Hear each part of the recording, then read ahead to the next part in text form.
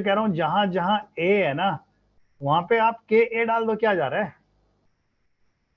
वैसे मैं फॉर्मूला लिख देता हूँ भाई, आपको पता लग जाएगा। फॉर्मूला आना चाहिए k raise to power n minus one into adjoint of A. रट लेना भाई, बहुत काम का फॉर्मूला है ये, है ना। वो कोई मैट्रिक्स के आगे कांस्टेंट लगा देता है और इसी की वैल्यू पूछ लेता है, और ये कोई न्यूमेरिकल वैल्यू होती है, ठीक है ना। तो हिंट ये तुम्हारे लिए, मतलब अगर करना चाहते हो तो यार इसमें एक ही जगह के रिप्लेस कर दो, और जगह यहाँ पे रखो के A adjoint of A is equal to k A, यही है ना। कोई बताओ यहाँ से क्या आएगा बाहर, तो के की पावर कितना बाहर आएगा भाई। किसी को याद है डिटरमिनेंट्स का फॉर्मूला लिखा था स्टार्टिंग में मैंने। अरे ये के की पावर एन आ जाएगा, और इनटू में क्या आई एन बचेगा, बोलो। हाँ हमने ये किया था ना इस टाइप का, लास्ट क्लास में लिखे थे यार ये सारे मैंने। के ए, के यहाँ पे है तेरा, अब के ऊपर यहाँ ले जाए यार, देखना यही बचेगा क्या, के की पावर एन माइनस वन। और पूछा कितना किसका है, एडजॉइंट ऑफ के का पूछा है देख, है ना। और यहाँ पे अभी ये भी लिखा हुआ है, आई एन भी बच रहा है, और यहाँ से देख तेरा ए बच रहा है अभी। ये तो समझ में आ ही गया मुझे, के तो वहां चला गया ना। ए एडजॉइंट ऑफ के ए है, यही तो है भाई, है ना। अगर मैं इस ए को इसके नीचे ले जाऊं, मतलब तो फिर वहां पर भी n माइनस वन में आना चाहिए। रुक जा, यहाँ पे तो ये बचेगा ना। नहीं नहीं, ये ए है, ये डिटर्मिनेंट्स है, याद रख। ये नॉर्मल ए है, मतलब वो मैट्रिक्स है, ये डिटर्मिनेंट्स है, तो इसके साथ में थोड़ा चला जाएगा। पर ये के की लेकिन माइनस, आई के साथ मल्टीप्लाई करेंगे तो फिर ये हो जाएगा, कौन सा, ए रेस टू एन हो जाएगा। ए रेस टू पावर है ये वाला। हाँ, वो उस दोनों का multiple A raise to n ही अरे होगा ना। इसकी वैल्यू कितनी आएगी ये बता आप,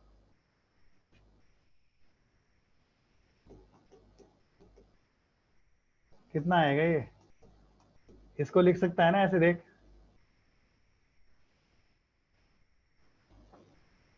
देखो ना इसको, तो ये लिख दिया ना मैंने, k raise to power n minus one into adjoint of A. ये बन गया फॉर्मूला दोस्त।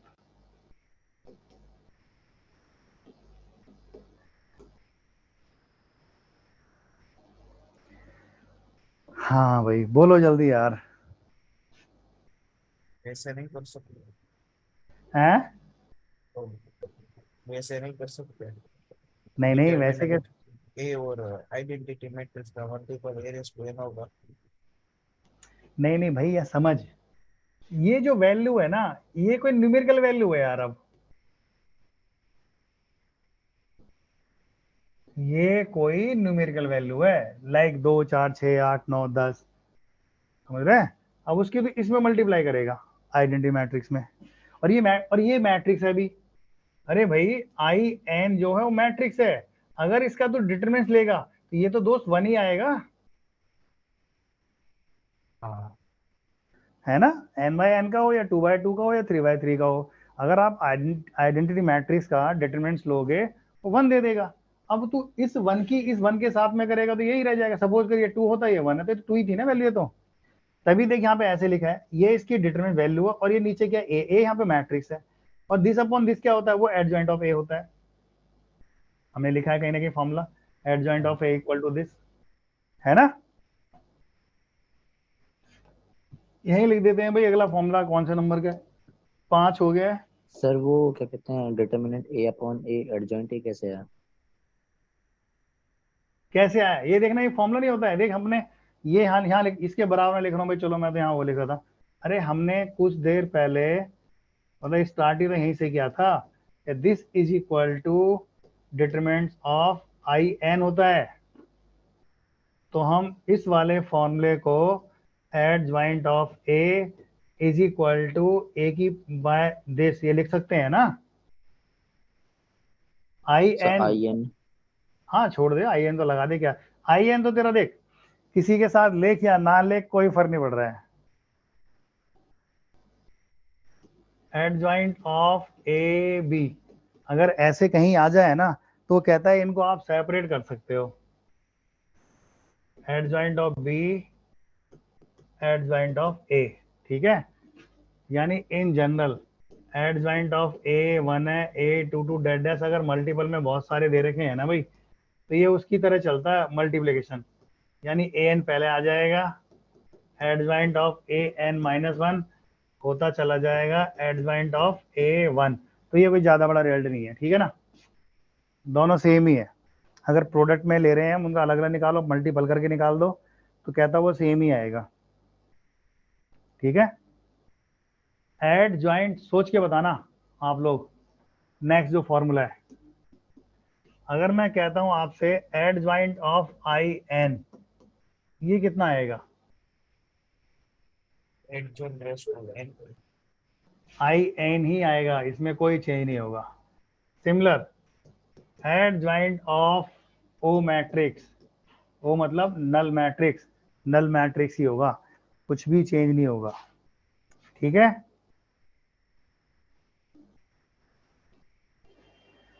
कौन आया? संगीता त्रिपाठी, कौन है यार ये?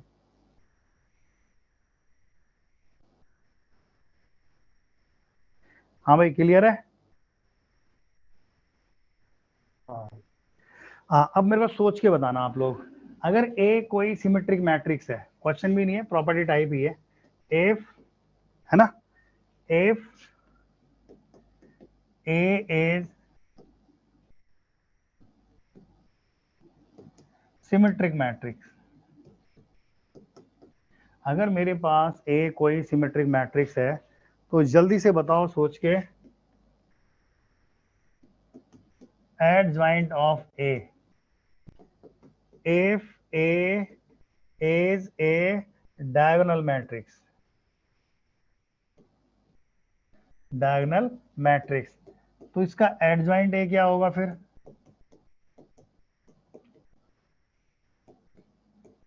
ऑल्सो डायगोनल मैट्रिक्स, लिख लेना भाई,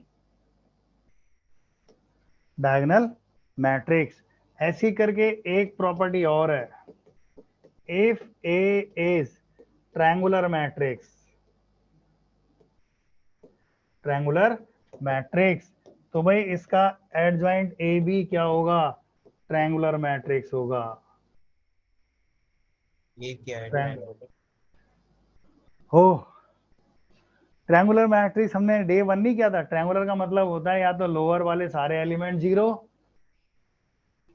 याद नहीं है शुरू में क्या था, 1 2 3 0 2 1 0 0 1, देख अगर इसके डायगोनल के इधर के सारे एलिमेंट जीरो, लो ये वाले, इसको बोलते हैं अपर ट्रायंगुलर मैट्रिक्स। अगर ऊपर के जीरो कर दिए नीचे के जीरो नहीं है, ठीक है, तो उसको बोलते हैं लोअर ट्रायंगुलर मैट्रिक्स। और यार तू डे वन में नहीं आया था इसका मतलब, और डे वन में अंश याद है हमने काफी सारे पीएनसी वाले क्वेश्चन कर दिए थे, नंबर ऑफ जीरोस कितने होंगे, maximum number of zero in yes sir triangular matrix, है ना, मैक्सिमम मिनिमम, ये इस टाइप के हमने कुछ क्वेश्चन किए थे अगर माथा पर। दोनों अपर और लोअर दोनों जीरो होते तो तब वो डायगोनल मैट्रिक्स, अगर ये सब जीरो कर दी, ये भी जीरो ये भी जीरो ये है जीरो, तो ये तेरा डायगोनल मैट्रिक्स है। अगर ये डायगोनल के एलिमेंट सारे वन हो गए तो ये तेरा आइडेंटिटी मैट्रिक्स है। अगर वो सारे टू टू टू टू कर दिए तो वो स्केलर मैट्रिक्स है। तो ये हमने डे वन में पूरी बनाए थे यार, ये सारे के सारे, समझे ना भाई?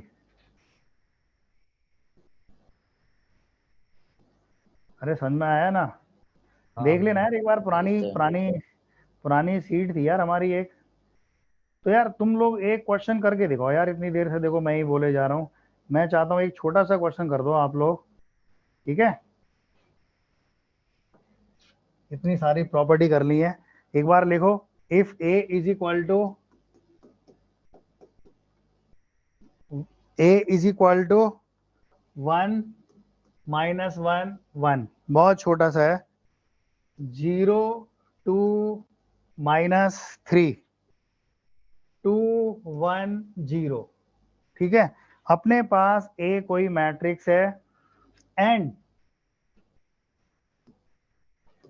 बी मैट्रिक्स है एडजॉइंट ऑफ ए। यानी जो मेरे पास जो बी मैट्रिक्स बन रहा है वो क्या एडजॉइंट ऑफ ए है। If C is equal to and, और सी इज इक्वल टू दे दिया है 5a, C is equal to 5a, तो ये कह रहा है फाइंड द वैल्यू।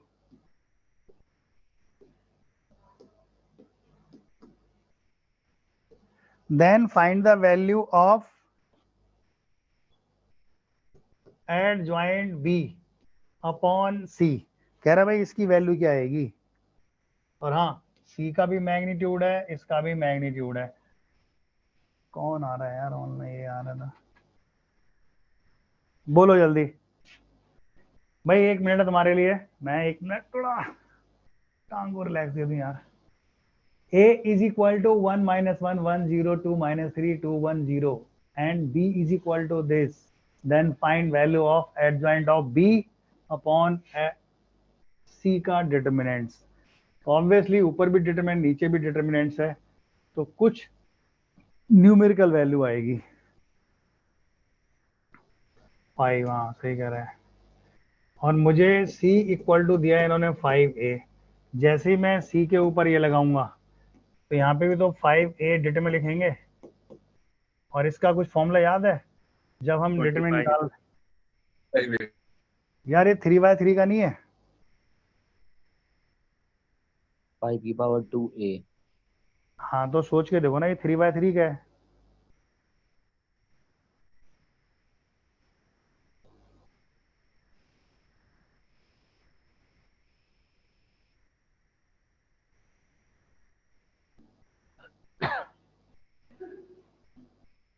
ये बेसिकली 3/3 का है। 5 हाँ, क्यूब 5 क्यूब इंटू ए, और ए की वैल्यू तो है ही, 5 क्यूब बाहर आ जाएगा, बेसिकली ऐसे आ जाएगा ये। तो ये कुल मिला के बन जाएगा आपके पास 5 की पावर 4। नहीं सर, आंसर ही 5 क्यूब है। आंसर आंसर तो 5 क्यूब नहीं, मैं बता देता हूँ देख। अब गलती से क्या है, इसमें तुमसे एड ज्वाइंट ऑफ बी पूछा है ना। अगर आप इसका फॉर्मूला लिखोगे तो इसका फॉर्मूला क्या था? सर डिटर्मिनेंट c 5 क्यूब होगा। मतलब बी की पावर यही था ना इसका जो हमने लिखा था।